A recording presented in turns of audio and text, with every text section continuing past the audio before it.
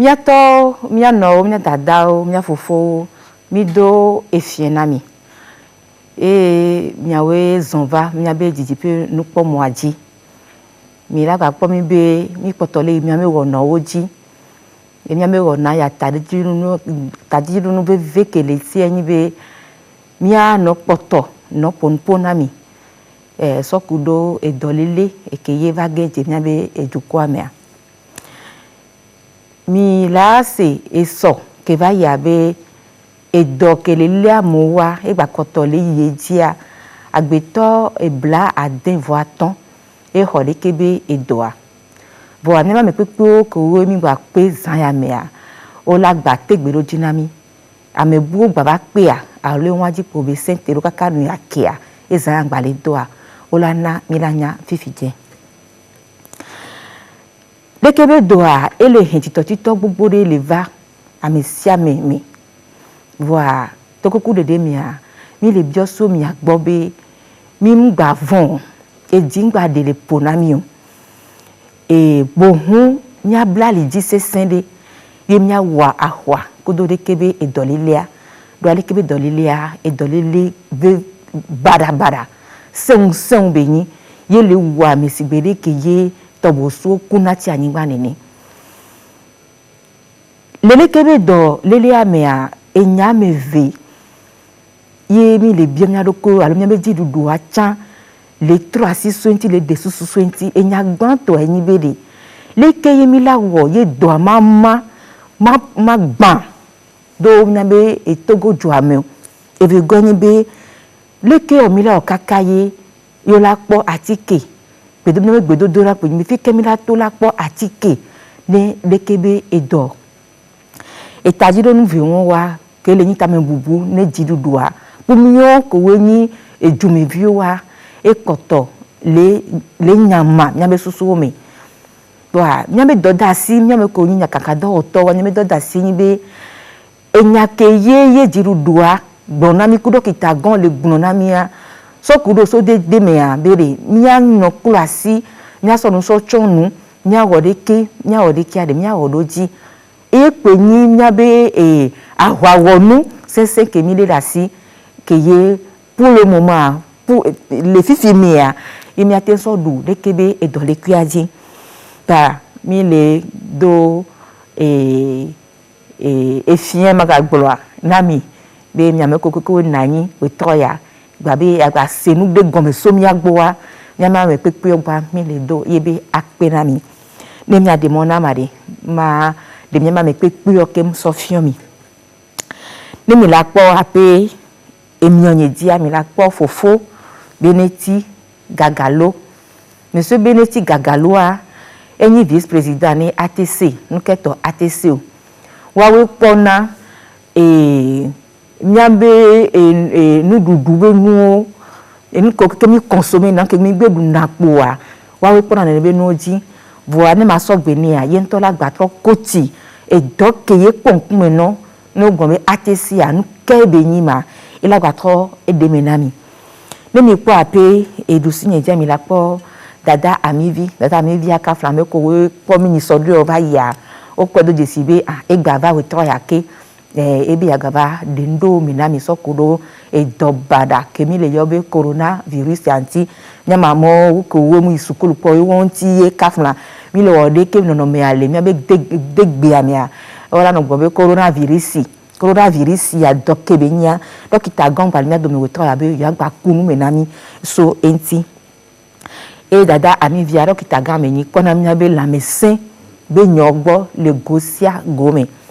demi la po amekene do mi dada mi vigba o rebe dokita gan koku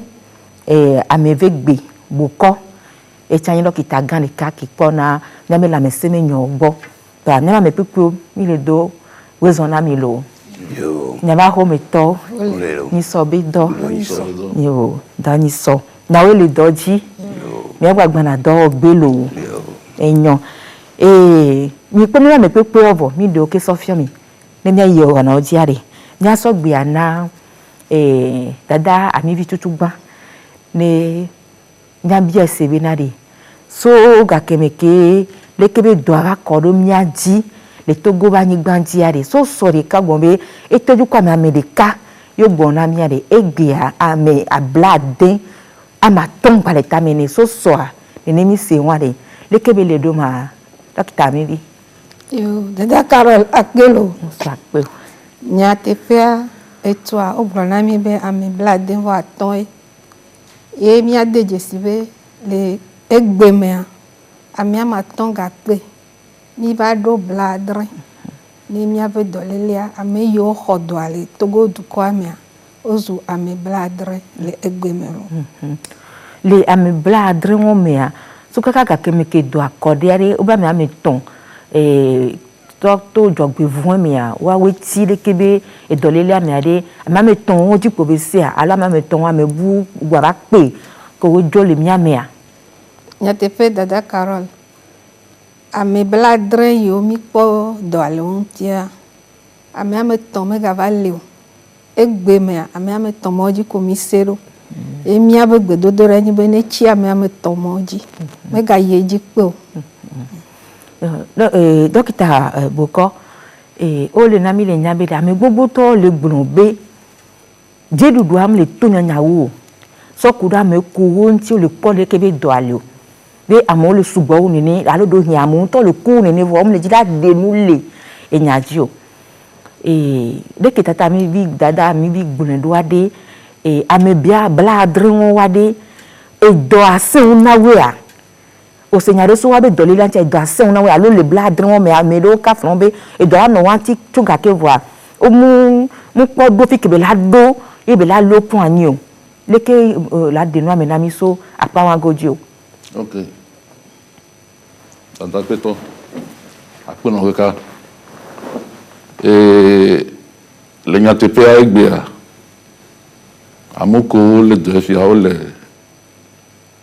blandre mea blanne vone e to ale wanti ame blavi voto ya wa ni mi agbo e to angba le wanti amoko ti egal e to ale blanne vone wona na to nyatefe no nyatefe le Togoa ni mi agbola lome yoko dona evo alo enia ona testale kwa nabe nomba ko nanya nyatefelo nanyo na tepe matro e somi le sebe sokode ba ni gbanja lo sokode be jua ame ko le do ale funwa o subo de kemi la te se gomedo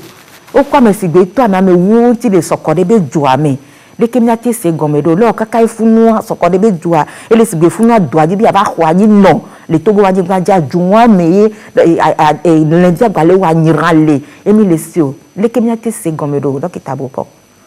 okay le sokode e chomea ame amandre yele doa ame amandre wa amodoa o hodo ale amodogbo amodoni amojoro oso afibu edoni ovo edoso Londres wa eva ho yova le edoa sokodia ni mi abla amia to ke minya sokodia government a eglonya do e wo dododo me mi azoriji e va veme be gado me amodo obunabe edo amalo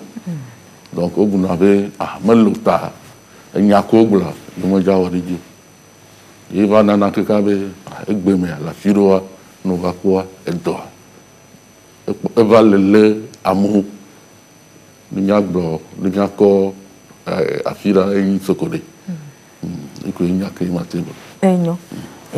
ma trova mia fofo bineti gaga lo gbom le gbon be iye pona mia be obe hasosua wawe pona mia be ndudu onu sasao nuala nyomi la doa mi gona be mia be ndudu do wa do na périmé wawe veiller na wawe pona titi bi na de enu kole sana mi la si o me le fi si o me ade o gba le no me nu to me mi ma du baba ni dolele na mi o wa bo wawe pona de be no po batam nyo wa ni mu le gbuna nyodo ma so gbe ani to re ne ba coach e wa be doko wona nkenche chamba le miama me pepe odomi do we troya ne ba coach mi na mi gbo ko nya kele mi asia nya so dasini abi to gagalo egbe ava gbo we ma da pe ganre ne o le comité yo mia atese todo le kebe tukara ya mia ATCA on avait association togolaise des consommateurs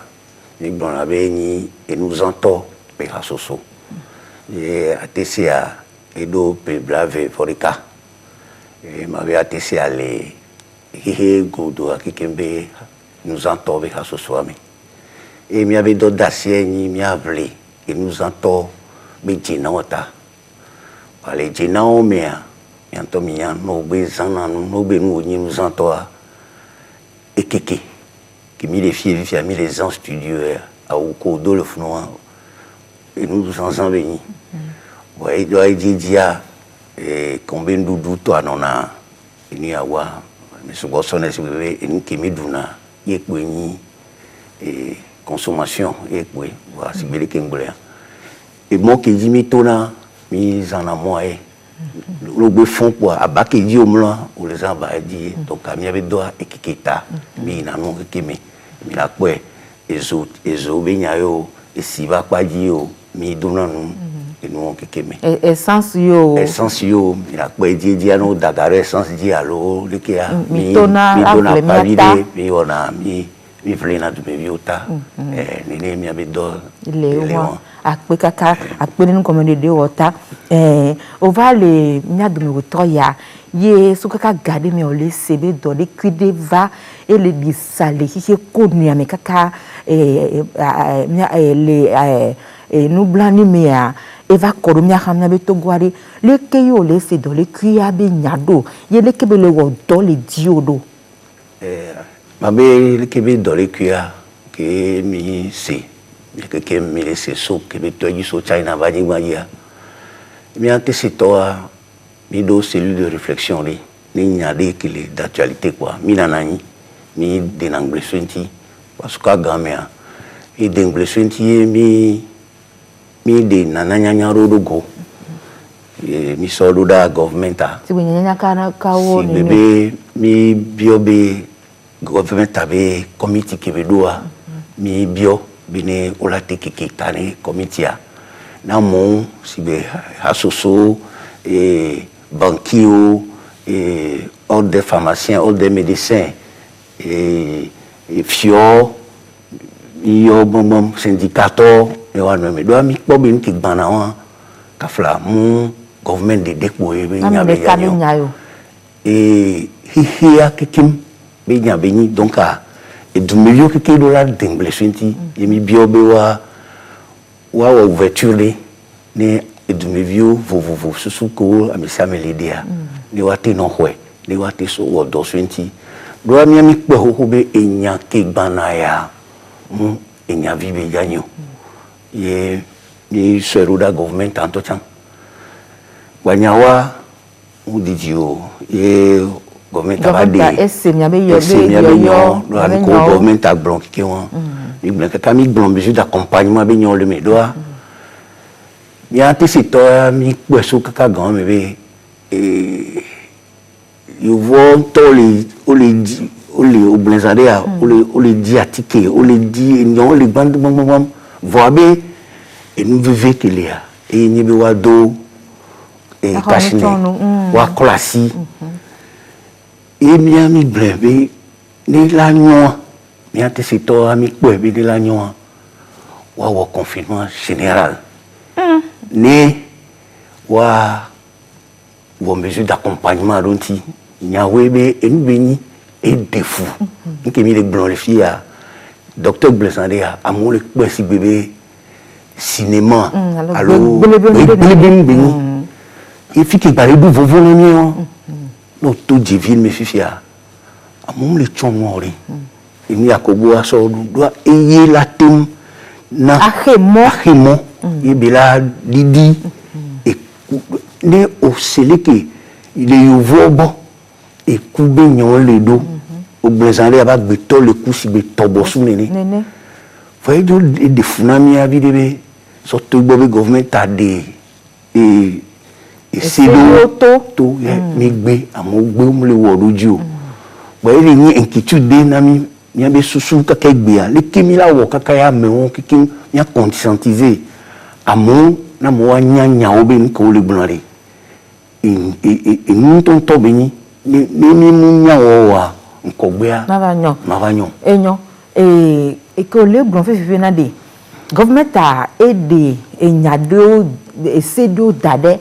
et si on met à mion tombe be nyona ye government a le dit doa o kwa de décider a me do le a o me le dit la wori de ne be si adio va me be do o kenile wa ni pona amoko be zona de ke be jeno gbo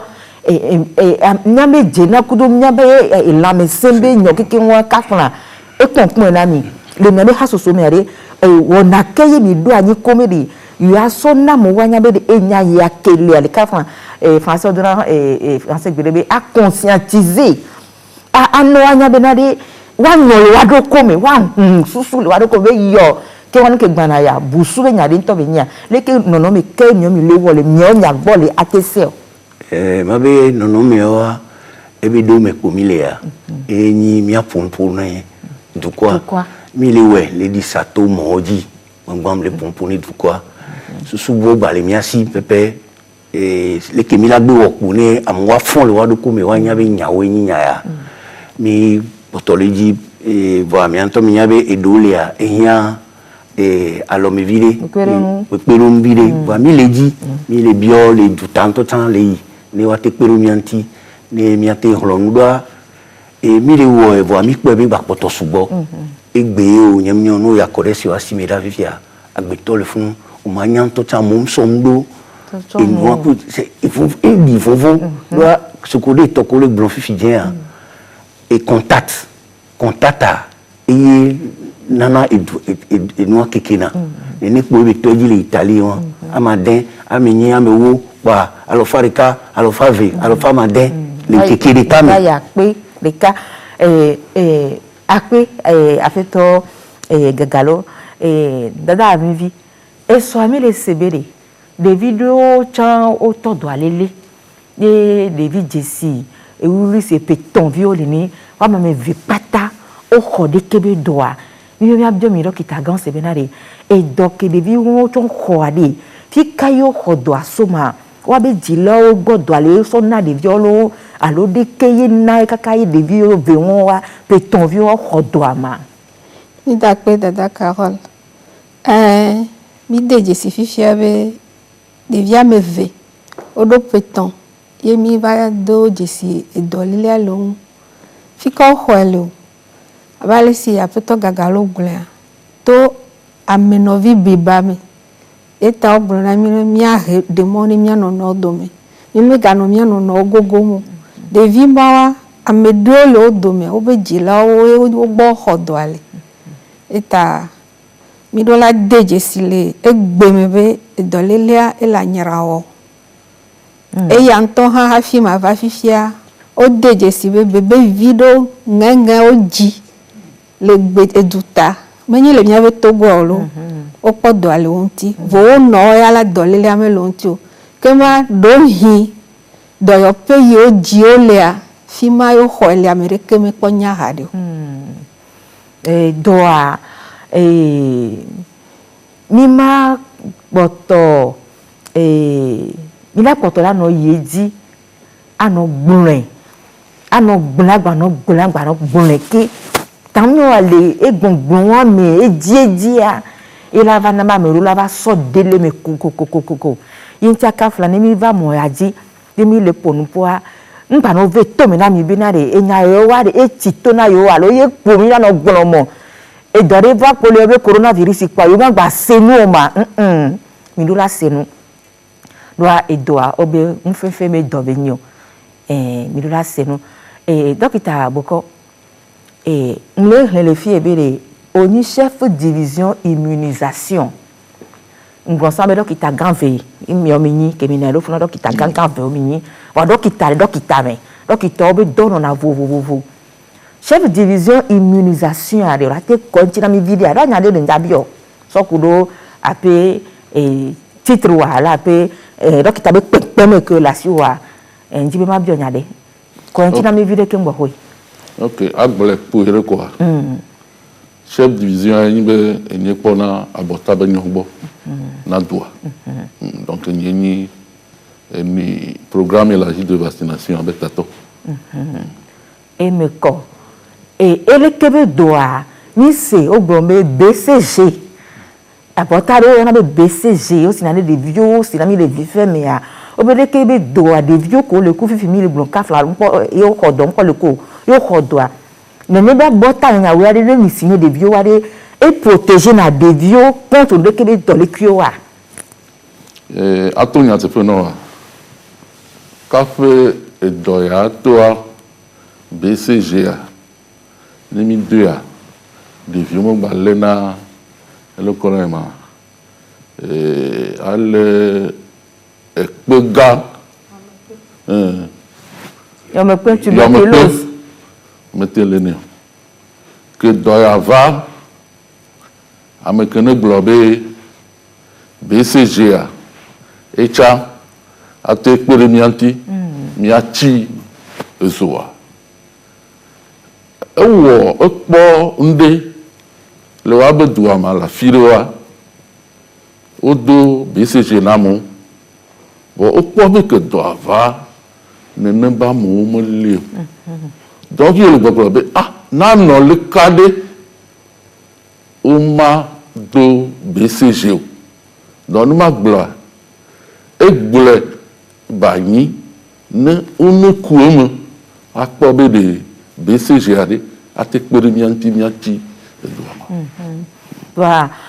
dokita gangan ko kuna de kebe no me on po odoso de kebe abota BCG abe nyantio on po odo nya so ku so kemgo hwe de kebe doare ele defuna me de pepe ina se nyabe togovirika enyi nunola na gombe mauba mi kini ngona be fada alo pastor ele Italia bani ganji no yo Italia gbia sokoro doya be nyakimi le gon to yantia Italia to ya mo gba le kule wu yovo debe ejukotiomi le gafopo de kagbe to kuna kakakaka mi kemi jo le bio sebe na de doya de sigbede ke na fofo gagalo gon fifi ni cinéma ele mi de pe sigbede ke yovo nto jouer na film cinéma ni vol na mi le nyabe réalité nous tonto be ni leke bo na fofo won to go bio le Italia de leke be le podo be yovo do nu odo machine gangan odo kita konji gangan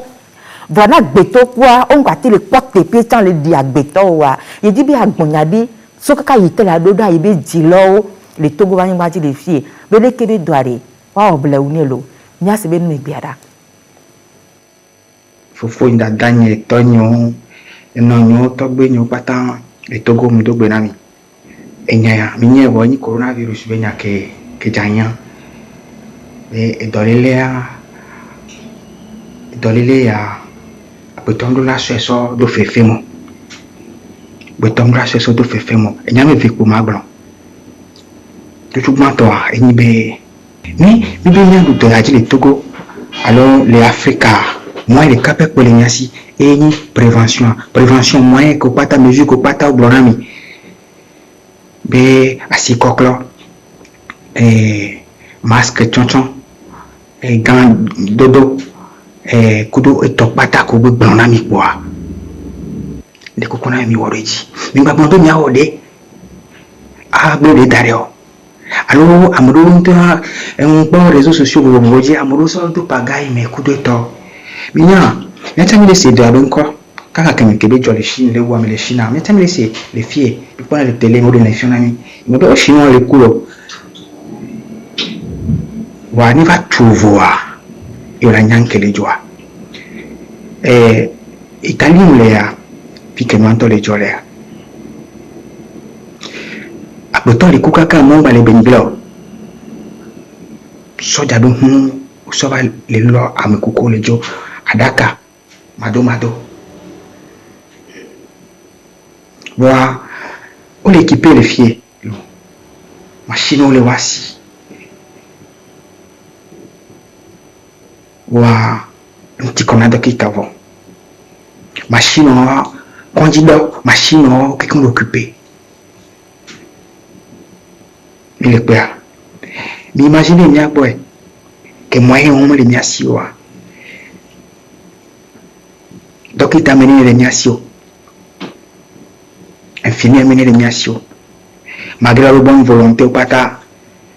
Mais j'ai donc on m'a dit on est pas ton ami. Plutôt Amira va mettre en difficulté, en danger. Voilà, tu vas mettre en danger avec famille. Des coucounami, binare, et doyare. Moi, les capes pour les miasi, les Togo. Les réseaux sociaux, ils ont les communs, moi, sur leur blague, et une blague benayo. Une blague benayo. Que ne va faire, ni un qui n'a fait, et bah, les gens, c'est du roi, t'es le sort. Et si a dit wow, il n'en a pas de Ghana. Si dit wow, il y a pas de Ghana. Nyao, odo siaudi mesure ko pata bo bois. Mesure on est aussi beau ou bien ko. Asi kokoro jiji adi ici. Et ndekukunami. Ngba sono no yinkume bo jiji o.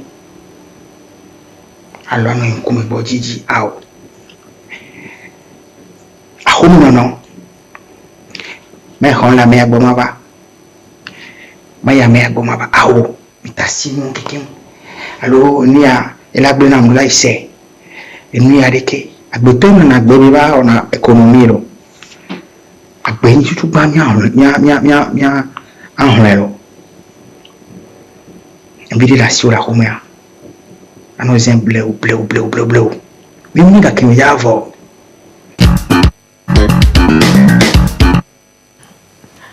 Mimunya gake mekebe le javo. Dokita mivi. Leke mi se mnya fofo mnya novi ke nyifa dale kaka Italia abeju me yebe so video adoda mi le Togo be mnya jayo. Enya kebe gbonso wenua e gbonlela. Mimunya gake mekebe le javo. Yoko poso enchiro. Yo dada Carol akpe. Ba mnya dakpe ni mnya fofo. E gome nyibe e donko afeji. Ye esevevene afia itae ukonya arudami ni dakpeni betonya meve lebe nya ugula mebe nya ode seji mi le blo mi gale bloqué e seji o wade eleve viere nto mi de kuku mi mega tsosi gbe fefe nene ye nya te foto mi menya gakumo javo kaka me o javo mi menyo weti de kawe ya e mi pok Amerika le do ale Togo egbe ami la me bladre e to amene ne mi jano mi menyo vonu he ahe mo ne do akwenyi seji wo nya klasi nya cho takuvio de ngati plunu ni mi akpepe re abogle gome mi ma no fufofo me subo mi ma do how ma honu ila me ibo ma honu ila me ibo me hion lo akpe ne miacha dokita buko eseji wowa elevevere obere tododoa enyo wonu ko enyo vosa ese ke wo ji wo mi ana wodo ade ni mi popu se wo keke wa dokita gande ko nyare okpo be se wo keke ni gbe lo wodo ji anukwade po a de kebe levia makamiowa kafla emi ya kemi ko chonu a me do to am le chonu no me do ele didi kaka won ti agba to le chi ani wa bela hodo ado won ti me be do a won ti me be to na la to nu me okpo be mi oro sejia enu san la son do a Carol akpena enya atonya teƒe nɔ wa ne mi zɔ ɖe esewo dzi nyuie ɖea dumevi ɖe kpekpe sans exception mi wɔ ɖe dzia edɔ ya viɖe miaɖiɖi kakakakaka edɔ avɔ yeyea mi dzaza atike ɖe ko mi dzaza ŋɖe ko mi kpɔe le afi ɖewo enu ya ko wose tsɔna ŋɔti kudo nua eya ɖeɖe ko amewo za egbea edoa mele wa gbɔ ta nyame kpɔ be ehiã be ɖeviwo ame sia ame wɔ ɖe sa dzi koa miakpɔ enui lo edoa aɖiɖi lo. Yo dɔkita mi vi mía be fofoa gblɔ be de no so na asea so na fia no le kpasi afi tɔa ano kpasi tɔa ebe mía dɔkita wa de ne mi so ne be togo ba nyigba ya dzia kafla mi musu gbɔ dɔkita gango ko mi nya mi musu gbɔ dɔkita vedome ko mi nya me fi mi o cha o musu gbɔ ye cha mi do la wo kakaka do ama va keketɔ ne keketare mi le dro agban gan do ta mi dɔkita mi ko dɔkita wa de mi le dro agban gan do ta na mi la domi fún mi gbalo ne ko se nya wa gɔme do Carola pe ma gblɔ kuire ko be enya mia fofo fada gblɔ nya teƒe oto mia de dzesi fifi la mi nɔ ɖo fia be wokpɔ dɔ le Italia anyigba dzi egblɔ le eƒe nya me be amewo sugbɔ ye amewo dɔkita gãgã le wosi edɔyɔnu gbogbo le wosi gake egbea wo mete le dzi kpo ye wògagblɔ be nyateƒe míagbɔa le Togo dukɔa me mi me sugbɔ mía dɔkita gãgãwo mi me sugbɔ egbe mi le ame blaadre mɔ mea wole ame blaeve-vɔ-tɔ̃ exɔ dɔyɔyɔ vɔ esusɔ ame blaene-vɔ-ne le kege be kɔa dzi vɔ miade dzesi vɔ be enu ɖewo mi yɔna be equipe wɔme 14 ye le dɔ wɔ egbe ye le ɖeka mea ame 4 alo ame 5 miade dzesi vɔ be dɔkitawo ƒoƒu vɔ fifia mi va de dzesi le sɔkɔɖe mi dza wɔ nenea ye edu vovowo me ye ta ɖe mi le kuku ɖem ye lo kuku ɖem ko mi le be nyateƒe aɖe fu be miagblɔ be miwɔle vɔa ne nu ne nyo tae ye ta ɖe no wɔ se mi me sugbɔ le dukɔa me ye mi magava gblẽ mía ɖokuiwo ye mi le be miadzra nu ɖo ye ta mi le yɔ ɖo lo akpe na wo. Akpe aƒetɔ gagalo ogbonya ɖe le nyawo me fifi be de confinement ododo français gbe lo no atɔ de confinement gɔme la mi be de confinement kpe la te kpe nya ya dzi va confinement ne ma se gɔme a nyanya be ye ŋɔ lo va ma kpe ma te de gɔme ba confinement be asi o yina ma gba ya asi o asi teƒe ɖeka ba xɔme edɔme yina o ma gba yi dɔ gbe o fɔ ne kako be dina o ma gba be akpe ave dzi o ana teƒe ɖeka dza xɔme be gɔme nyi confinement ko le gbe me confinement kpe la te va kpe dzia ɖe confinement be emegbewo aɖe le ke be la nɔ ɖo la te kɔnya wa tsi na mia. Akpe gaga tutugba ki me ma kɔnya wa ŋuti na wa di be ma dakpe ni miabe dɔkitɔwo me koko gbe le kɔndzi be gbagbla me akpadzikpoa infirmier yo sage-femme mi le dakpe gã ɖe nɔ gɔme be blensan le adɔko le wa mfɔ edo alolo wato ma me ya wawo banya me ko le exposer tutugba mi se be dɔkita ɖewo ŋutɔ tsã o le contaminer do aleo le dudo me do aleo mia no gbedodo la dzi bene wa haya kaba et confinement mi nya ke mi le gblɔ si be ko de gɔme ayi kpe wa gɔme yi be o la nɔ ahome toto ŋgbalẽ o dɔme yi ŋgbalẽ o egadzi mɔnu be nyambale wa ya dakpe ni mi be fada ki Italia igbre le be nyomi ngba nyi gabe monu bola no sesere ke ngbola aduga ni nyakelia ijijia mi le blebe do ay mami be mi fon mi be gbesi agbe ba gbe nono hari kapwa ola to no be ngba we obi be no ahome ela de fou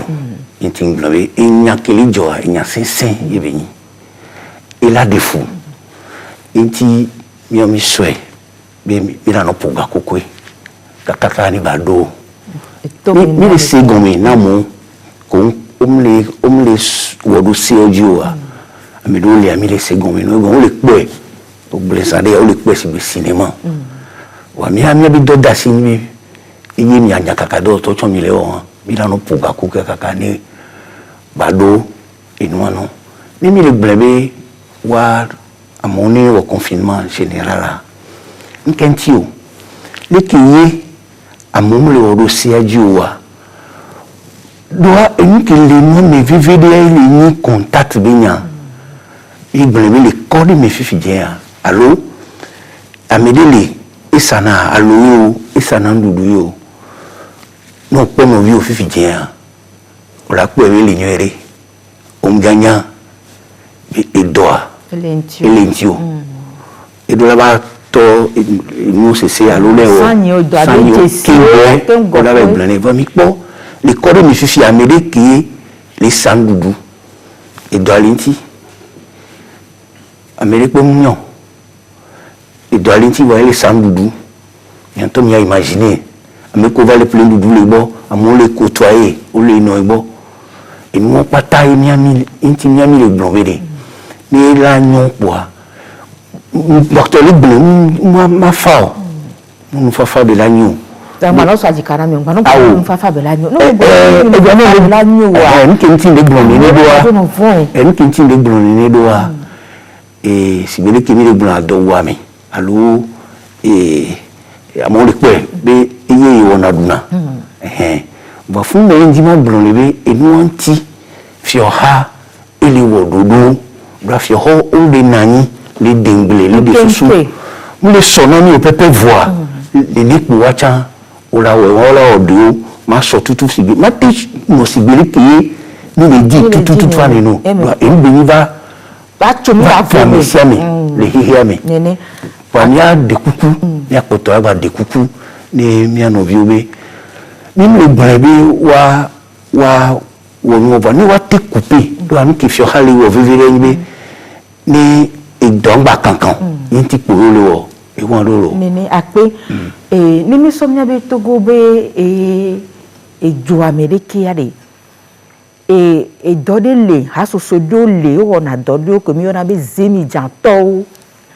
ka fa zemi janto wa ni so a jidodo ado ebe o ma gba wo wa be do o ma gba kokko ame o do me so enu na fe to gagaro le gbon fifi nko na be contact mi pele ke mi na nya les techniciens voilà merci beaucoup ni pas moi que ni de donner notre domaine et moi de moi yo le bien o le hia o le bien so mi agba lo yin no toi que ne pompo le fifia ni le dia le la menam ni le pompo ka me de pe mi le pied le nkona la khowa ni ma so na me le pepo fa ni va me bere mu ba le aspire na me ale ke so so de ke na me a ne me de la mama so ni no vi ni fafade zemi ja to wa ko gbon be o mi no te do abidea joadi bi abizo o mu no ni na wa be ni dudu ye fi o ha le di be ya so wa voir o ma te so ni po pelo ina fi o ha wa bo be fi o ha ni na to e fi o ha de na susu e ke gro be go ba ngodo me be le ke me ma wo do ma te ve me ni o ma da ko ngodo me ade nya wi assistante government a ekeke abese be so be susuva be ke mia pe na no vi won ti do edo ami me ji ba kankan voilà ne ke le ke mi le do ba kankan do ne ke mi le ji la do bebe sese na du me vi o da na fofo de titero nya ya nti mu be titere nti be government an gbronye do lo e ja so be susu so ponya be nya to ke nyi nyare enyare be nyi do gede e ku segele ti nya se be me de odalo ape na mi il y a un coronavirus. Et dans le lait, elle est vraiment contagieuse. Kaka la gougou a m'a dit qu'il a le bève. Voilà, la pose immédiatement le qu'on a pas dire. Si un toit te pas de chikopo. Ne pas de chikopo, la te pas jagle. A m'a bien fait mal le papa le bème. Zemiato, il m'a la pas la goué. Le pas la goué sia, kaba, le pas le que le pas le redrawi. De kimida on a yo. Mais zemiato de cas de coronavirus de cas quoi. Ma doit la fille de pépé. Voilà zemiato maman zemijawa. Et je m'en bou, il touche à mon bou. De kimida on a yo. Novio, il m'a bougné un tio. C'est vraiment sérieux. Doit noter Zemidja. Nous noter Zemidja. Nous on est Zemidja. Thomas. De quoi on est. Doit adouame. Adouame d'atu no wo. La mlani dadi e. Mais de que d'atu ko. Nous doudou la cho quoi. Abe veti comme na non. De que mia o. Aba ou le mia doit. De ko. Parce que moi, vraiment dangereux.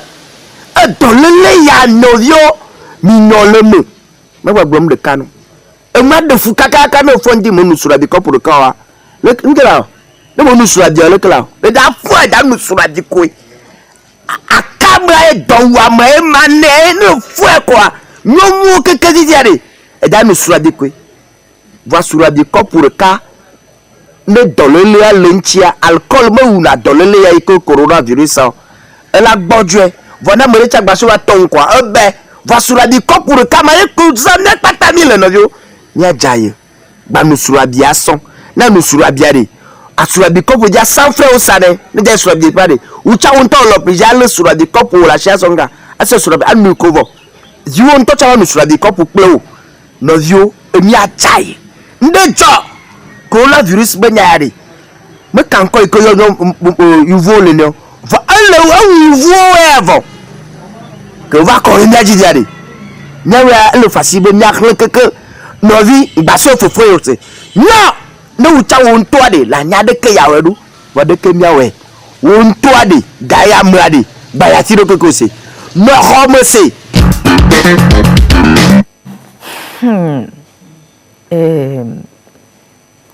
Dókítà Boko o se gbedi die merci o se gbedi dia kudo zizi ko so podun po eto asi nyare ka eve oji ekenji be nya trove dia enyi so la bi kopo bi ka mo so na ha nya we gbe o wa e ko bi ko mo so na rido re chono on kwata bi ko o le gbagba ye ka na lo ga be buta me bi le pa me gero so be ye me yo la poko na me to ale ni susu bi ade jeso no po a o be do ko ya me o nu konkon bi de ka ba ko pour de cap pour les satons ça ne ko va le noir ko pour de cap pour les ans on a besoin danger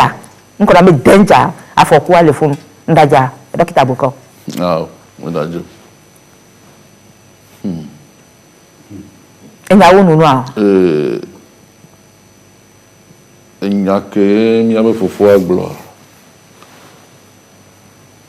eglo nya te fe gade fifia de mio kenkede leke miawe miato no be no gba so radio allo miato no be amisiame alebe konda sia enya be ni mio kenken nya butam vonya afi nu popo no le que kumio que mi le kunyama ene amukul sa sorabia no atense nu goma parce que sorabia amundo ya no munua o magalo na nyode com jetable ulululi onde como japapa aflia na mavakwa towea no niveau quoi então se dando echani mɔkpɔkpɔ ɖeka ke míate na wɔ nui evegua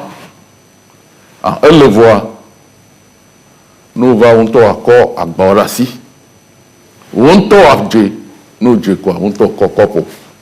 wo ŋutɔ kɔ yaxome wo va le afi ɖe woanyi etsa gba nyi emɔ ame eve donc enyi enya vevi ɖe nyame kpɔ be ne mi te wɔ ɖe dzi kudo emɔ alo nyame eve ame gblɔa ate na be meka ɖe dzi be ame si ame anu srɔ̃ abiwa o ma sa kɔn de kɔlu. Akpe dɔkita amivi ne fofoa te gbe ɖe ŋɖe dzi ebe ɖe nye nya wɔ ne be tadzi do nu gã to ami ŋutɔ ke ŋdzomeviwo ku do ne be dziɖuɖua yi be edoa mi gba me o ŋgba kankan ame bladrɔ̃ ɖe kafa la te sa ame bladrɔ̃ dzi kpoa ela nyi na be dziɖuɖu ela nyi gɔvmɛnt atsa be dziɖuɖu ŋkɔ na be victoire voa ete gbe ɖe nya ɖeka dzi be ɖe ne zemidzatɔ ɖeka kɔkɔ ame ɖeka kpo ke ŋuti doa le kpoa ke wa dukɔ keke la xɔ zemidza dukɔ keke la xɔ ɖeke be doa ne ko se gɔme ɖo ɔna be mianɔ bi zemidzatɔwa ko gɔme kafuna mi nɔ tevi ɖeke ŋgɔ xɔa ɔmu ne se nua me nyuɛ ɖe o. Nyateƒe Carole Akpe mia fofoa egblɔ nya vevi ɖe ŋutɔ egɔme nye be ewo ihe kɔ amea mi nɔ anyi fifia mɔɖeɖe le mia dome ne ekɔ amea amea te ɖe ŋu mɔɖeɖe ɖeke mele mia me le mɔ dzi o ye ne ekɔ ame eva ve me be metsɔ takuvia tsɔ ŋati o vɔ kafla alo tafla tse mia fofo zemidzatɔwo lɔna be yewoaka seŋ kple ame yiwo yewokɔa fifia mi le asem ka mi le nya me ɖem ne mia nɔnɔ vɔ ame yi he ekɔ tse metsɔ takuvi o enuwo ko mi le mama mi ma dɔlekui ne mia nɔnɔwo fain eve ɖi da ɖe aƒe me eɖi ɖe agbo dzi ɖohi aƒe me wolea amewo sugbɔ le aƒea me amewo ame blave egɔme be mío le Afrika mi dzina haho gbenɔnɔ eɖe aƒea mea exɔ le zemidzatɔ gbɔ va exɔ eva me na amewo le aƒea me fifia nenem be zemidzatɔa kaka ele amea ɖi da ɖe ame bu gaxɔe a wòkɔm yi dzagble wogaka ŋsem le mɔ dzi wobe fain dzagletɔ hã de aƒe mea egame ne nɔvia leke míawɔe ɖo wòanyo le míaƒe nukpɔkpɔ fifia ɖe anyo be mía fofo zemidzatɔwo atsɔ takuvia eye mi le yɔyɔ be maska ye ne woakɔ ame ɖe hã enye ame ɖeka ame eve kɔkɔ ya mede ame dzi ya o voa eye mi de dzesi le dukɔ me ame sia ame ne tsɔ takuvia egɔme nyi be ne etsɔ takuvia ne eƒo nua ne eva nyi be dɔlekui vɔ̃ɖia le ŋua etsi gbɔ ye ne eva nyi be dɔlekui vɔ̃ɖia le ŋua medza me ne mi kple ame le enu ƒo ema ahe mɔnukpɔkpɔ va be mi ma xɔ dɔ ya aƒe me lo alo mi ma xɔ dɔ le ame gbɔ ele vevi ɖe ŋutɔ. Coronavirus mi ma tɔ te ye gbɔgblɔ ame ko lena vegbevi ɖea nene mi ŋlɔ miabe ne mi ŋlɔ miabe didiƒenukpɔmɔ me be gɔme ɖe coronavirus mi ma tɔ te ye gbɔgblɔ o miaƒe akɔtɔ ne ye dzi esia yi aƒetɔ gagalo ese ke wodo be miawɔ ɖo dzia ɖeke nyi be mianɔ kla le veve ɖe egbea ne wokpɔ dɔwɔƒe gãgã be mɔnua wokpa si be mɔnuwa wola kpɔ ŋkɛwa be dispositif de lavage des mains exɔba tɔka wowɔ le nua pompi be nua ɖe nu ya mɔsɔ le kura si va me ɖewo le gbɔn be ɖe tata Carole ma biɔ ɖo kitɔ se be ɖe mi nyɔ kitɔ lo boa tamioa togãtɔ me nyi mi se le afi ɖe na me ɖe va kura si le nene be nua mea ɖe enua gbɔ eva esɔ alɔ ehu pompia ekura si ke kura si vɔ keke ŋua nyagɔ be eɖi kudo leviwo keke ŋua etsi si ƒoɖiƒoɖia me le gɔme ke dza dzra leke be la wɔ ela gba sɔ alɔ ake agba xɔ tsu nene be pompia mi kpɔe be pompiwo keke ko le dispositif de main de lavage de main ela gba na levia ŋutɔ mia gba xɔ so nene be nua mea biabiawo lo Et souvent qui veut m'aïe n'y a un jinawari. Et dokita be n'y a Québec blanc. So les émigrants venant tia dimanche d'été. Et n'y ko. Et il n'y a vu via fifia et ni et Cachinéa. Mais c'est mis dans des pépés de la do Cachinéa. Voilà. Et il y a des dates blancs, la fille de Nignanoueri, ma mère Poudomi, et Nibé. Ni ewo, au dia 2 mois, et au qu'il y avait 2 mois, ou do Cachiné, ils étaient dans do Cachiné. Bah 2 mois, Dieu. Bah 2 mois, Dieu. Les que nous, aux émigrants, ou do Cachiné, amélie ba kokoya, ni do Cachiné, ba kokoyo. Agbeyo le. Ba haro ganti akoko. Haro ganti na koko. E mucha neneke. No po driver le vona din do Cachiné wa. Ngba do huma.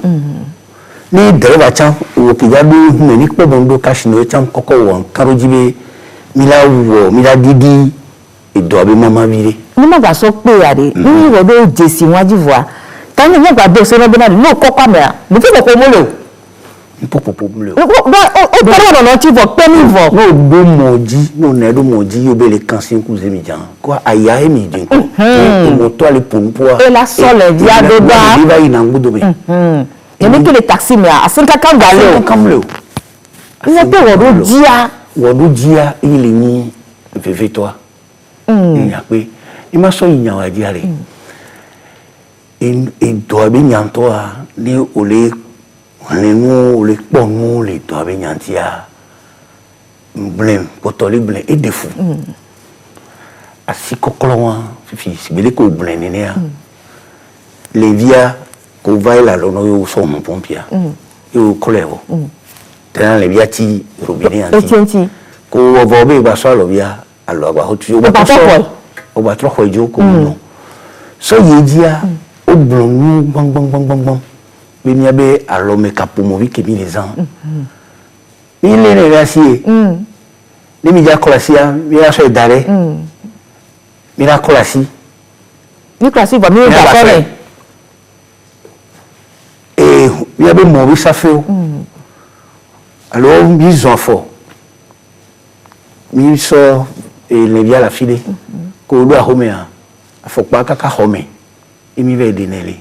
Lo les ko mi hale me o be le Italia ne be nu jo subo nene wa inu pata e ni mo le ki ami do la no holo no mo anu pompo na mo anu e do gbe fi be mi be portable wa mi anu désinfecter o vi no spleen o so apete o do ahomia kengba do homia a désinfecter et de pouvoir di do la we do ami le brebe et nous qui bébénia à roi. Nous le voulons. Sami ce n'est pour roi et tout pour la da. Et on va voir. Et vous tout dada. Toi me le dis. Va bien mia ole qui a mis les points si bébé. Nyawo.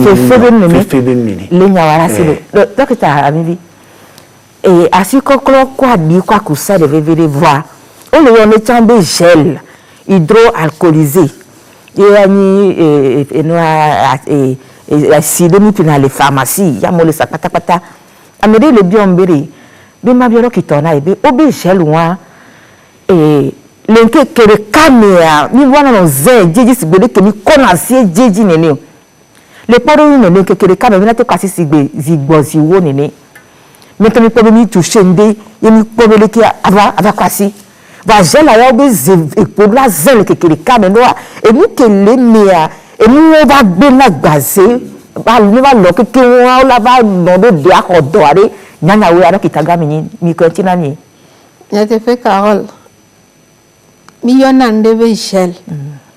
gel là o we le monde popo nous be manozan diedio azen zire kazive vo nyetoi ni be na classique la jale e go me be gel là ne e we de ka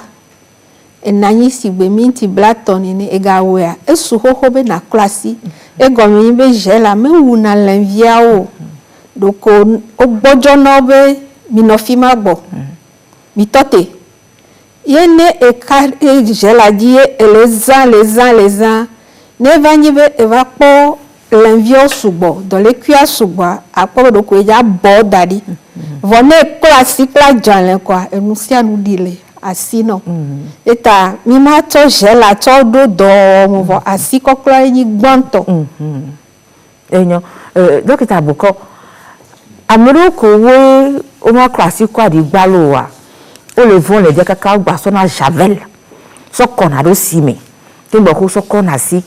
ala mo le so javel o be lendia nya be hon tro ko mi le na wa seruru nya be hon tro ba lo wa lendia no ne ti kabi u achi amero so na javel be ko ku apa ba no lili gapo kekeka emu keke o ble la ko me na mo e wa mu so o la ko javel de si me bo bo le javel asubo wu si a ye ni o so classe lendia ma te la lo na yo wa amo ma lo jo le fion kudo javel be si a de no me ke no razan javel be si lo aso classe o e chan hi alo adiku ajale adiku si a ajale ku si a musuwa javel la ba ye me godo a bia ye okay enyako bia elle me fa Aza eau de javel, mais c'est classique. Nous, bon, non, qui alors mesure qui mina eau de javel, melem. Et si, qu'on a dit, gel hydroalcoolique. Avec le tonton bakpoto. Va créer le monde. Il faut voir que là amesi amele que ya we ko il m'a le do volé a dit coup de si gel esu enyo ni gbere a dit coup de si wa esu ni le gbo fifi be le mi la pe do je si le on dit patapata le kodo me la si o me a e government kudo amedo ko won to hon ti tebi a pe do ji do antia o so de le me no dara fi o tan le ko me kudo do pe keke yo so le classe wa enya ke le me a yi gba de dogo za me yin be no do so lovo so ba hunu avo classe vo ati o ko pepepe e khesi gba clara de ni yo po be do le kwem kala lo na yo wa no ja jowo le pompier atoare o la gba to so lo wa so tu pompier wa na fofo de daun nu gela na si obola o gabe nu lo ne susu be la si opo a o la de susu kokoso oneti na fofo de la hode me e daun ye be de ni be ni ato le ba ho me a o ya to ko mu ya ekemi le pe ego kodo pompi be no me voa ele ko be obede voa ejeji ni pe nkata o da de nyatroba moaji no ben ba o mem le pon de anke ni o do kabidon do nunti patapata bidon ko nkai na o bidon a o yaro classique la file ko la ko ra fili so de lele o to wa lo wa ni jagba mi wa ti zanal de e ya lo ke mi zanelu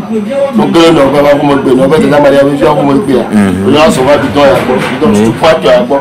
ba fo jire ke ya ba fo ka da ti aja adilatu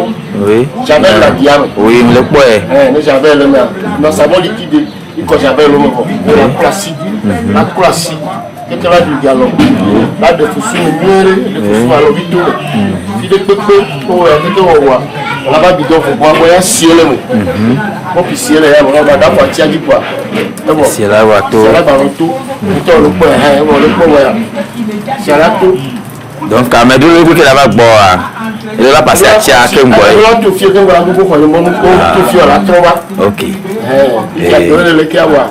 ala po bidon fi ka ni gba ya ni wa mi ya do ni adiare mi oui la fi un tisi citron colombe oui la so va purifier et ya place bo blong ba ni place bo fa de le ya fa a citron li la ko ba a so chuchu do enwaji OK donc mi ja wa ya so subi mi aro ko na fa ni jina media e cha te wa fa mo ko musa da nju bi do 100 litres ati am ko ka yo pa OK ke chama po vivi pale nchama wala hoye mi eyi why ngbele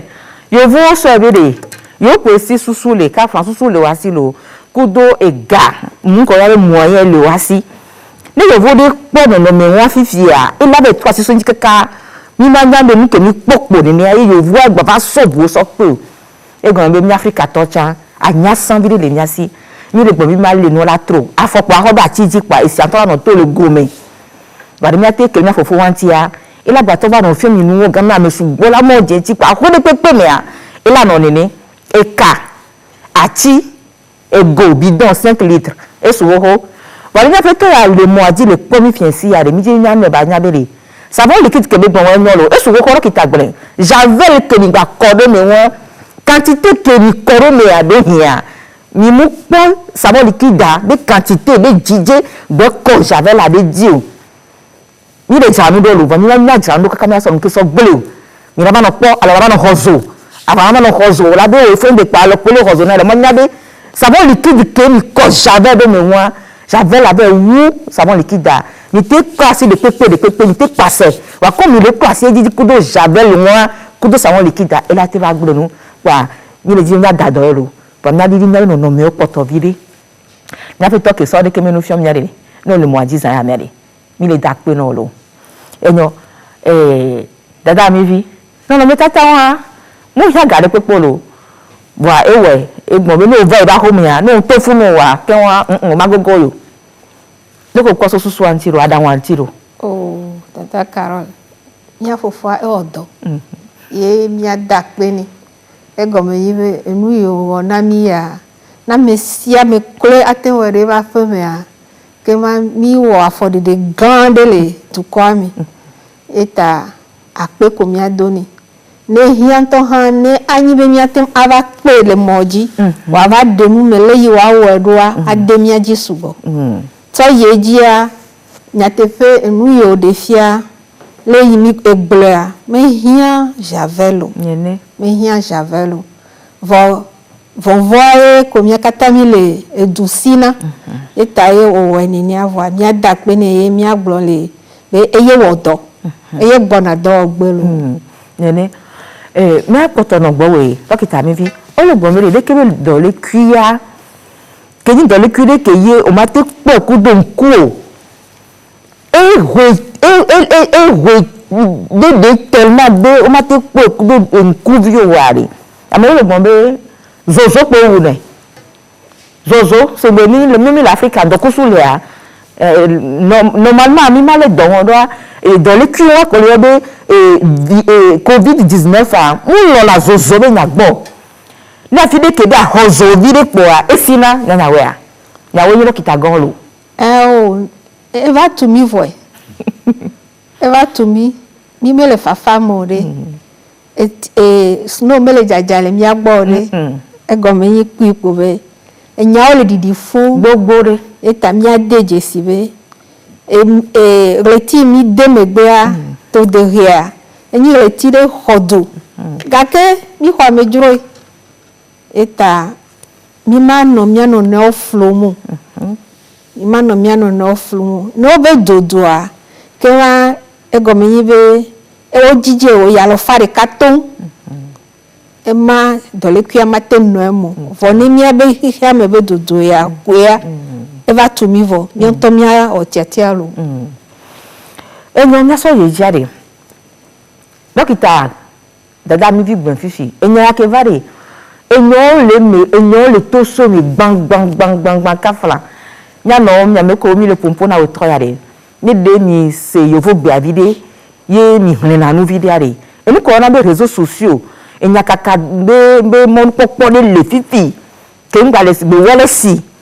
alo dijibe npo mo me ya ni ke mi le po mi le otro yare enyo sugbo kaka obe on popo atike ni de ke be le vi yare amero o le fie onu amo patapata ni so si sozo la mi akonti si do mi akojero mi agbe mi po are mi ma gba se nyawo la ele nja mu na anti si be nyagbo mu na fika seed be le abe nyagbo la ele dia no na eveve ni so ni mopo mi da ni mopo pang yanu ni mu aka fra mi nyabe e dana do ni ati kesi be do ni mu adana ka fa mi to gbe wa na ma mo blema egbe kponu na mi onto cha mi si va so egbe nu ado no da sukulu sare o la kunyi mono ade ke kwa fion ti si me no mu mi o ma ho gala sukulu nem da jami to ra be utata kara ole daje nyam so edo ye nya o so dara ti ke si na mi san le vi fe me ba egbe ya re on be ni moi kini ni le me be venaitia e la pe do ya ji o ba mo le fi amono pata e do nya aloma mi gbele dubegbe vepo a e la nya le via o daje na mi pako enu ke mi aware ele simple allo ele toko vite kire ko non le jawo mi njabe ple la simio e si ko da di ko ne mi kwa koto chande adike ko mi ni zofi ewe zofi chan zofi lilia zofi alo kiki kwa kase e chande la temu we e si are kafla ameko si simulo wade jiru do ada si lo ji fifi bere mi ra hosi wana mi si wa di gaji poto ne mi ate hosi lu nya ma ho mi mon popo wa mu nyonto a do e si be nya e vaya voanya bio se mbere kopi do le ya le nu to do me a na to nya wo lo jiru do ale wo lo wa ba poto le we ni ba le bi ba poto we wu nene kopi do ma simulo ri e simulo ani gasi yo ba kuna ani gasi won to de dia elevi o do evo ni bo ga so class ya de lekebe la no na kopi wo me dado ba ni le bi so jiru agbo be emi nku nínú krakra manu pa fi de kepe ni be ma te we keke on lo keji be te pe ya be lawo bo mi to keji ha me jume vi o tan de ga si ke ponpon na mi bonne volonté le société o le do pe so grâce so le gbangba do pe gangon le togo do planter la tentiti la belle de vudo forage ko gbon la te we do copé do me ti do ma te we pato le mi le bouffon di do mi le bouffon gbalo wa we troyade e coronavirus be nya e pe mi gba so le dade lo le kimi o nya ti agbe le nya be ju wa me a e be nya pe mi le gbon wa nya be dokita gani ka ke pona gbe be nyo gbo wa dokita be ni pharmacie o wo na ti ke be nyo bo gba pona masi be nyo gba re e de no mi tatare fio mi e pona jukwa so kudo egbe ko le gbon nya nu antia mi se be nko mi se se odalo egbe wa o danado dodo nanyi le miabe université be kpame ka me le dodo am me kpona egbeo nuke no na gbeo me do anya mona donc ambe ma gblona mo we no jazan gbere pepea no mo le hame ananyi no be azan gbe alekia anya gakeme yave sungbea fiko yave sungbea lo kokolijia no ve sungbea le kokolijia a anya be e doye on to le lovana do ko no sungbea ware fiko jazana gbea e keayo amakpayo do la biosi leke adedo leke awedo adeya asodo simeya alo amtuka enu pata e do la la no nyanya mena amake jazan egbea e dodo ke bela wo e anugbea le beja ku egbea do donc anono mo le hame fifi ke mi le a ku edo yeye ke va fifi o be covid-19 a e nyao le to hame kaka o va be kini ntia be kidin ko sana le pharmacie abe leme awo munye tobe egbe ke vista kidin eleme yo be veo awo munye no kidin ti ke mi pona kidin ko sana le pharmacie melemo ne jagwa san kidin ti acha aso dadode odola nya be kidin ti are fike asune amakpaya keaya alo leke adedo donc nono me pata dola su miasinu kengwe ne mi le jila zangberia mia zangbea parce que ne me nya gbea zanzan wa la tro hen dobu bana doko egbeo o danado hame pepe voilenti donc ami la no nya ho covid 19 be nya ya me a mi no jaye ano kunu me po nwere kengwe ni mi eji la zangbere a nya zen lo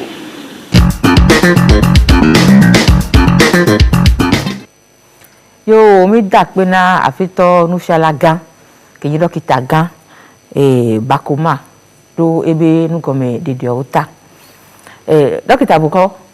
mi se le mi be dodo oji na me do bi osebede oh dokita edore to kotona coronavirus nyaga yelo coronavirus dokita gan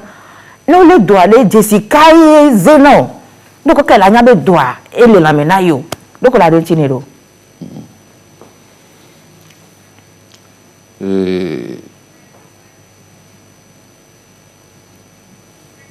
Maintenant, donc, ne vérifia. Il y a eu Covid-19, coup de New York, sans alors d'ici, qui mi connaît, a globé, ah, et va venir à la mentia, va venir d'abord, tout bas toi. Ne amea ebe lame lo xodzo evegua amea le kukpe eʋuwo gbale eta ate nɔ ɖu ehlome anɔ fio alo anɔ vɔ eɖewo lia lame anɔ vɔ vevetɔ ŋutɔ anyi be no le ko kpɔ be a ibe gbɔgbɔa leke lame gba le gbɔgbɔ me le yi su o eya kabantɔ wayɔ miatɔ numéro 111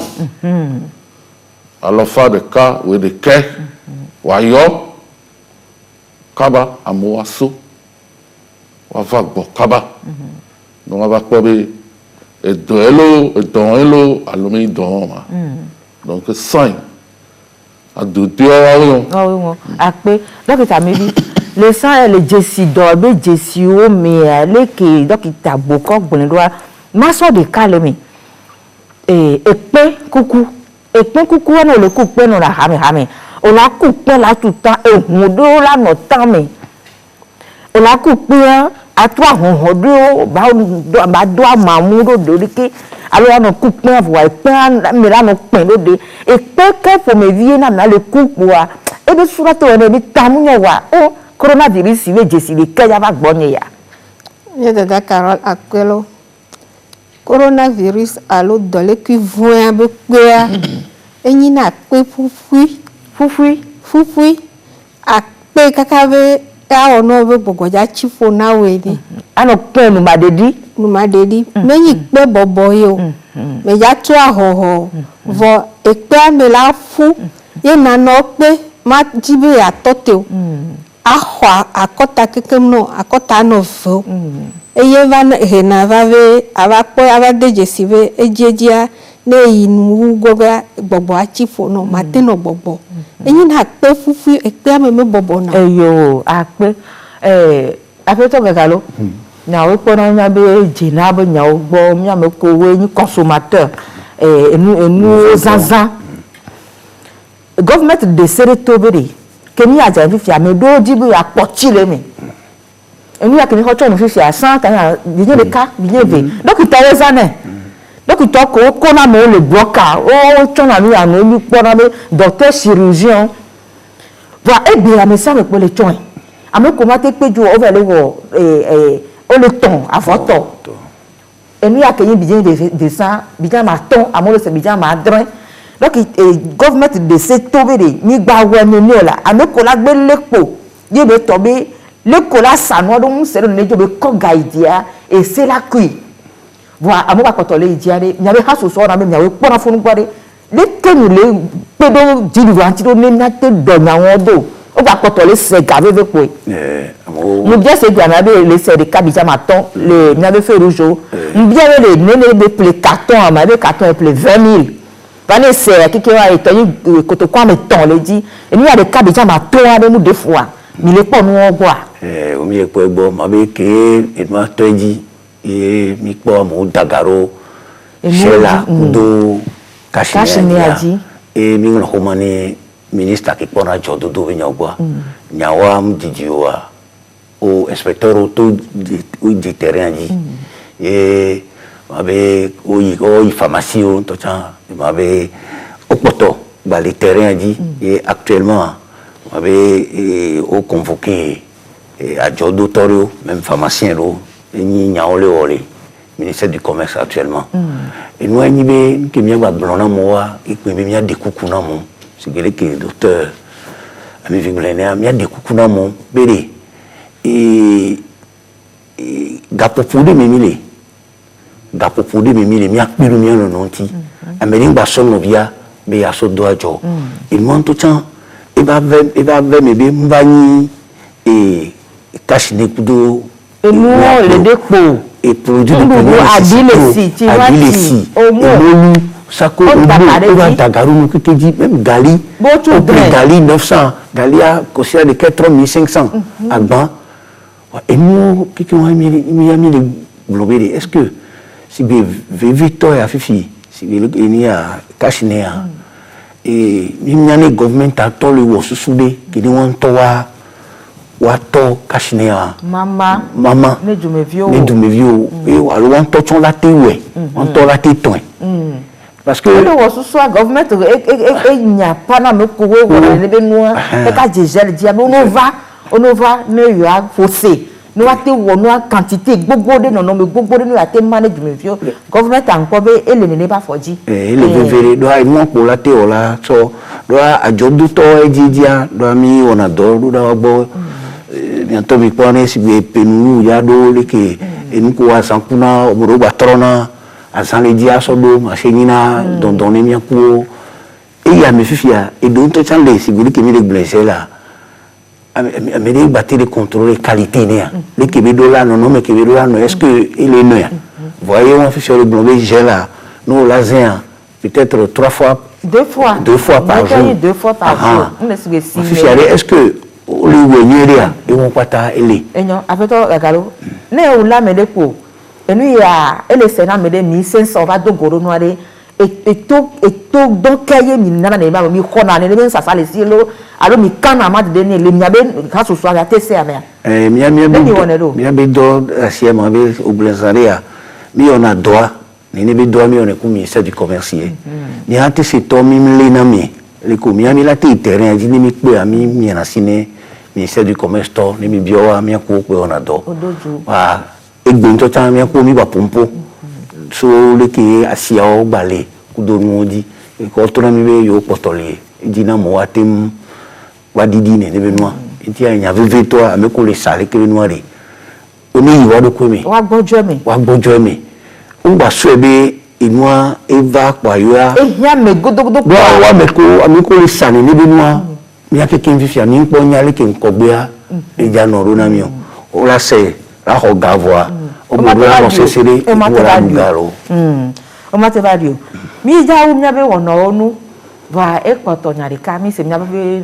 nya fofo nya no vi fa dade be nko fifi le Italia ba ni gbanji e comme moi no la ye be nya gbon wa egbon nyare pa so potane ye be nyao ni nyame enua adan do lo ko le mia gbo za ya mea o le do to mia o no so no mi tatanwa so do da mi le mia sedalo to eno nya yo review mi to do nko jino nko mi ne o ale bi badu kaka badu humenami badu tumenami ni batrozo geste quotidien et la nami la gare fun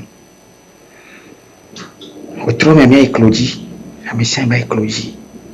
ba de kokuna mawo ba biebe ba konzizi nami ba de doya to le mia bo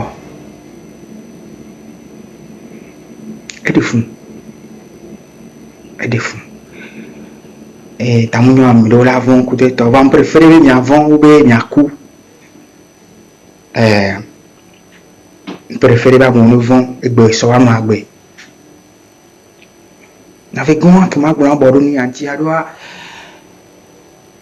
enu joro jiwa ma tole no me gbo e vo alo no ava ibo pebo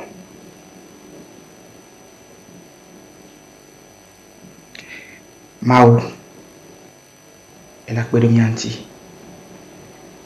dike bientôt mi le benami adoko le mi bio mau ba kwedo mi anti mau la do mi alo mi la fonso mi la tole me na fe gon anyi mi na le le do avare mi akpela no sweme mau ni na kudo mi ado meto de siande ne ira mi ado meto de siande ba le mi ado meto de siande ba gbe la si ya me kole petit pata ko do me kola hwe ne ba anabe edoya baba ikama ne banami maje ne ya tema plan sweme ya fankoro hiya patata ya fankoro afrikata ya fankoro togota ndogbe na de méthode siande ma oni na kudomi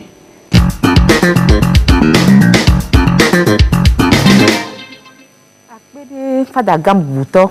ma oni na kudomi acha nya me ko fun o kudomi atowa e la naye mi la ponti fafa wa ma wo la de so jivala va we mi la tem dogbeda ni ma wo mu le ape agbe omi wa kafla ni mi nyale ke yo la wa gbe wa do wa mu so no la idomi ma wo la va egam gana so jio no le do ati ke gana so jio ma wo la so do dawo wona do me pe la to la gale wa egbedodo da chan ele vevere wa donc e fada gbagble le to ni sese e mu ko se ko do na mia ele vevere nya hodo ji na le togo ade togo vitukure po me nya fi vitukure po ninu subo ama million ama 7 millions ye po mini le togo ne va do nya domeleka mi bio se bina de ke wa togo keke la bu la do yi ani gba me ke betu me wa mi so do me ne mi ase tonu ne mi a wodo ni ko le bona mi aji mi apotare mi abenya we dokita mi vi nya kela si o wa hopotane nya ya otro ato yo dada Carol wa ga dakpe na TVT ye utomo nu popo na mi be nya ga yinu medede oji enya gare ke be galu obo mi adoto mi a odo se oji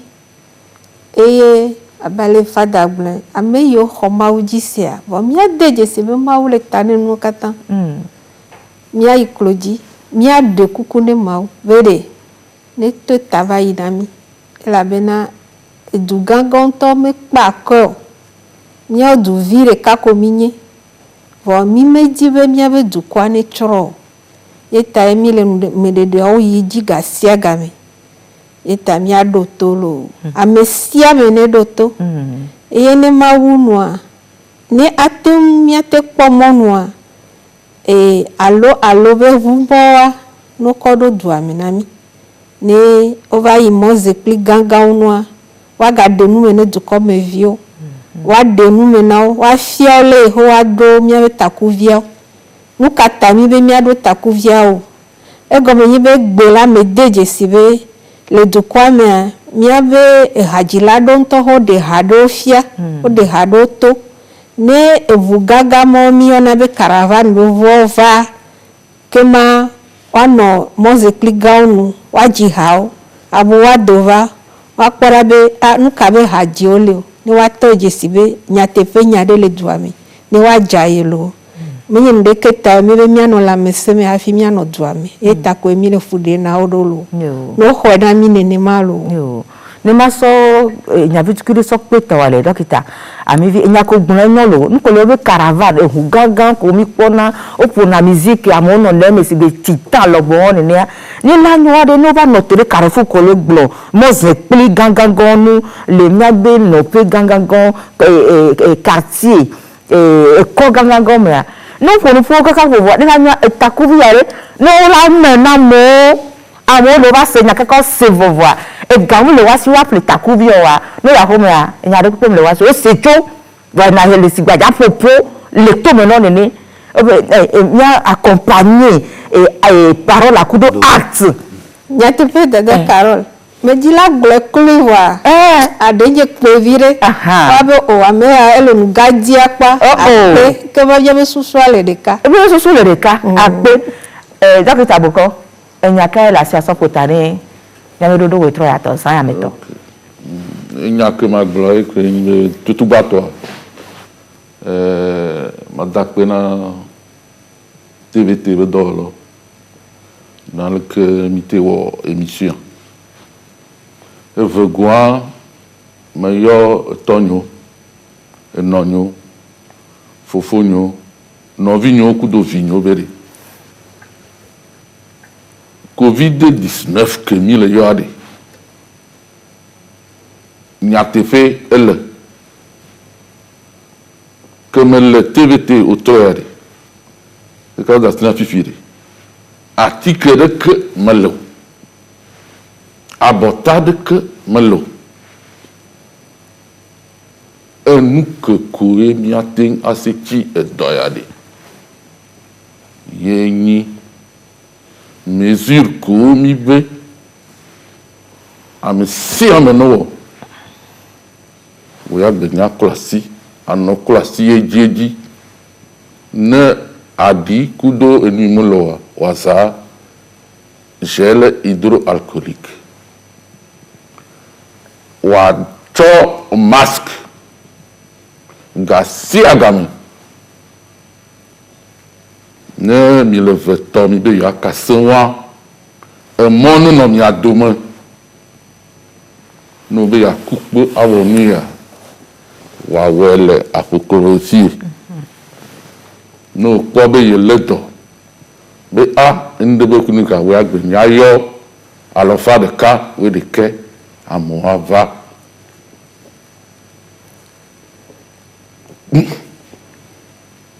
me kai binumi wa de ji quoi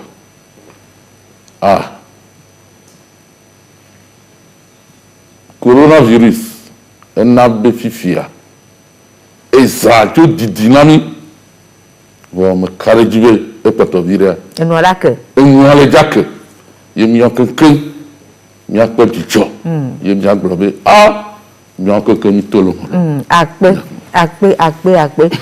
apeto gadalo enya bitu ki klemdo ko gamatite elili niveau akpe po mi adore TVT e mi agble be nyawe ma u de ka ye pe la dimitri me voilà obone ejijibe akodu klonu e ma asoro tajino ya akodu klonu eni wo na doji mi aklasi mi acho e kashnia nko be blon se ha blon wa o kemi dókítà gangan o yeme nti o blon mi nkemi la o ni mi gan iye won ro ape meto kumya no jiji fe npo mo ma mo keke mi le dakpe na mi do me to do ta ni karodi be enya de pepe fun gbale nya ni ke ye le mi abe nkume ya ma gba gbolo nya me pepe o wa o puta ni nya keke nfo o be toke la senwa mu nya wa no gbonya ni gbogbo do alo nya be la jiji kaka no pa yin gbagbo be la senu mi an to nya pa gbe la ji ye ti pe ye mi le ba mo ajido esi ayi ne mi gbele yo fo gbe mi ha nya ba gbele nya de gbe mi nya gbele nya no fi ka blo be gbe mi ni ne ke le radio vovo je o le gbele chokosi mi o le gbele lo so mi o le gbele laba mi o le gbele gbe vovo mi ni nya keke nya te so dele mi la so wodo mi da pe na mi do mi abi to do ta lo eso anya no vi ke we dona kabia o la gba yi enu ojina ni to apa vovo ni tami ne de ko we nya no emu ati nige posan kasiri kekwa nya no emu ajiro akpera mi